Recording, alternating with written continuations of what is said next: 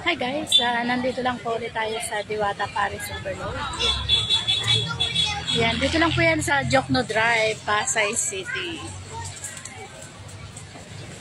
Ayan, dalhin ko muna po kayo dito sa labas.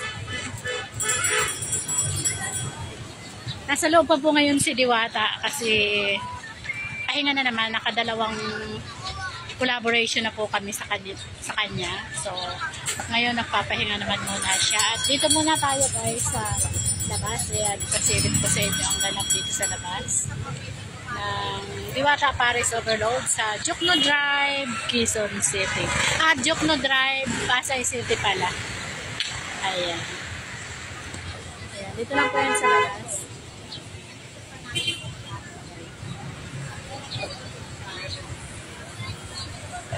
Pasilip ko sa inyo ang labas guys. Ayan.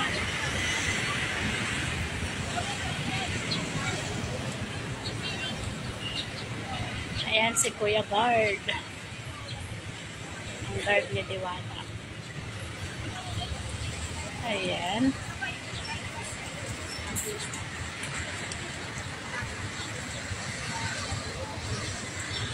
Ayan, dito po yan sa labas ng Diwata. At ipapasilip ko naman po sa inyo sa loob ng Diwata. Ayan. Eh, wala palang ano doon, walang network sa unahan guys. Ayan. Ito ang guardhouse. Ayan.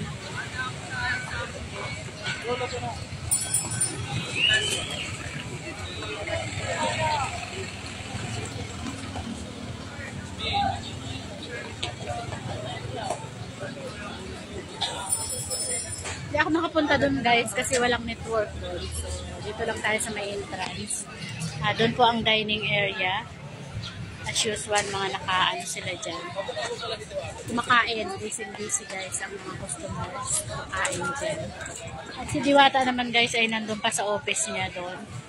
At may mga naghihintay sa kanya. Ayan. So, ipasilip ko muna sa inyo dito guys sa labas. Standby tayo. At ipapasilip ko naman sa inyo guys ang Encanto. Saan nga ba yung Encanto na tinatawag? Yung Encanto food guys is doon. Ito po yung Diwata ha. Diwata, and then sa opposite po nyo sa kabila, doon po ang Encanto.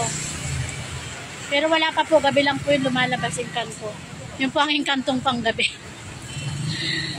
Encantong panggabi. So, never pa ako nag-try doon. So, ipinapasilip ko lang sa inyo ang Encanto. So, never pa akong pumunta doon. Ayan, sa kabila. At yan yung na-interview sa Diwata. Si Fiona. My name is Fiona Andrada. Just call me Kudzaiba. Ang nag-iisang friend ni Diwata na nagsasabing if you're happy, show it. At ang basher ni Diwata, mamamatay sa ingkit. Baka na-restrict tayo. Ayan. Ayan po, friend dyan. Best friend ni Diwata. Ayan. Si Fiona. Hello. Ayan. Na-vlog na rin kita nung nakalipas dito. Saan? Dyan ka sa kabila. Ayan. Friend po yan. Best friend ni Diwata. Gadok naman po. Best friend ni Diwata. Ayan. Sorry po dun sa words ha. Sorry po dun sa words. Ikakat ko na lang yun. Kasi baka ma-restrict tayo. May mga words po kasi na hindi natin dapat ginagamit sa pag-vlog. So, ikakat na lang natin yun. Best friend po yun ni Diwata, si Fiona. Ayan. Oy! Ang init guys. Ayan, ang daming mga pang dessert dito guys. Mamimili lang kayo. Kung kayo ay nauumay. Siyempre lahat naman tayo nagde-dessert tayo pagkatapos kumain. Ako sanay talaga ako mag-dessert. Ay, ayan si Sir Div. Ayan na naman si Div. Nasilip ko na naman. Alin yung sasako dyan? Nasilip ko na naman. Yung bata daw. Ayan. Basta makita natin si Idol. Go lang. Idol nila yan. Idol. Iyosi muna ako mag-iyosi. Yan, si Idol. Sasama tayo kay Idol.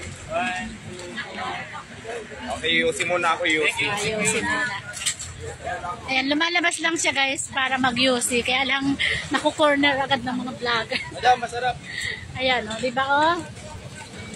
Oh, sila yung nag-shout out kanina, o, di ba? Pa po kami yung bigas. So, ayan, galing sa vegan guys ha. Kumain lang ng Diwata, Paris Overload. O, ang good feedback po nila is masarap daw. Sulit naman. Oh, solid na solid. Di ba guys? So, punta na rin kayo dito para malaman nyo. O, di ba? Shout out sa kanila. Shoutout po. Ayan, thank you sir, thank you. O yan, di ba guys ha, good feedback ha. Masarap ang Diwata Paris Overload. Ayan. Masarap naman talaga guys, kasi yung pagluto niya is crunchy. Talagang pinalabas yung taba. Yun po talaga ang the best na pagluluto ng baboy. Dapat ika-crunchy natin para yung taba ay hindi natin makain. So, ilalabas yung mantika guys. So, kaya grabe talaga. Gustong gusto ko yung luto talaga. Hi sa mga motovlog na dumating. Ayan.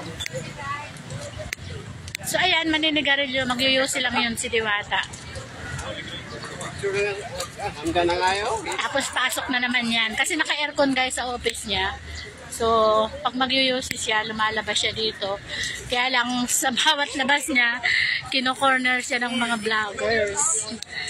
Kasi, importante po kasi Diwata yung kino-content namin. Importante na kasama rin si Diwata sa content namin. So, ayan. Sumusunod lang po tayo sa requirements ni Mita. Kailangan nating sundin lahat ng requirements para hindi tayo ma-restrict.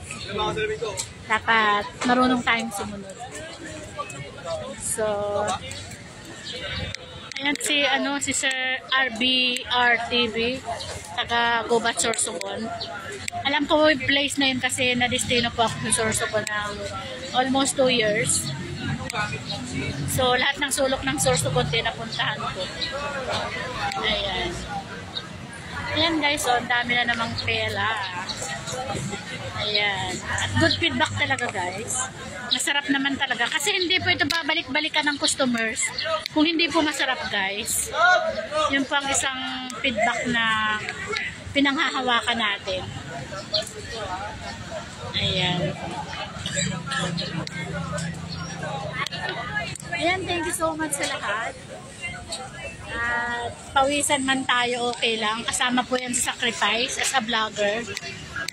So, no sacrifice, no success. So, kailangan nating pagpagura ng lahat. Ayan. Kaya nga po, ibinabawal ni Mita ang unoriginal content. Kasi nga po, malaki ang kita or bayad sa mga content natin. Depende sa views. So, para hindi masayang yung bayad, kailangan pinagpaguran mo rin yung content mo. Ganun po ang ng Mita. Kasi pag hindi po, pag unoriginal po yung content mo, ipe-permanent restricted ka niya. So, yung parang walang patawad na yun. So, gumawa ka na lang ng bagong page or account. Pag ganun ang mo, result. Permanent restricted. So, kailangan maging original ang content natin. So, pagpawisan natin, pagpaguran ng mga content natin. Dahil yun po ang required ng Mita. Sobrang higpit po ngayon ng Mita na kailangan naman talaga nating sundin. Isa po yan sa pagiging tao na kailangan sumunod tayo sa mga rules and regulation. And community standard na kung tawagin sa Mita. Ayan. So, thank you so much.